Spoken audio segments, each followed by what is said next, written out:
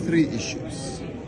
The first issue was to reset our relationship with the United States. A relationship that had gone sour, relationship that had gone a little bit bumpy, where statements were being made which were not very helpful.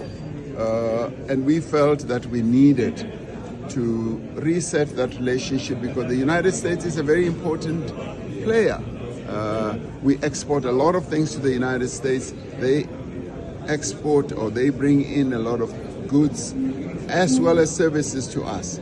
So for us, the United States being the biggest economic powerhouse in the world, we needed to reset the relationship.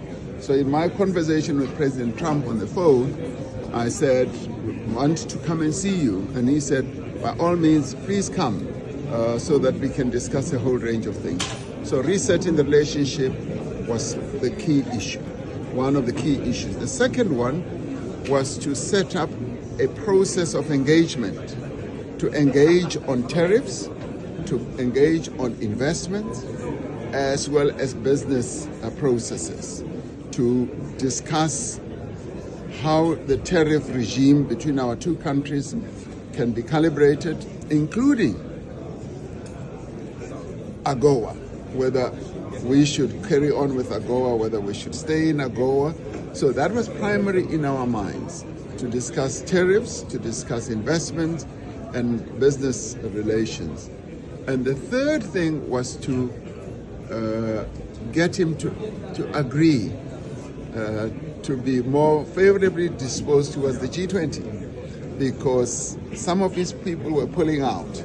And we wanted to demonstrate to him that the G20 is important, not only because it's being held in South Africa, but because they, the Americans, initiated or started or established the G20.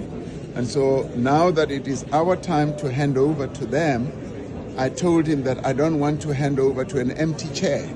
So he must come personally so that I can hand over the presidency to him. So those are our three objectives. So what you're talking about deals and so forth, that will now reside in the commitment on both sides to engage.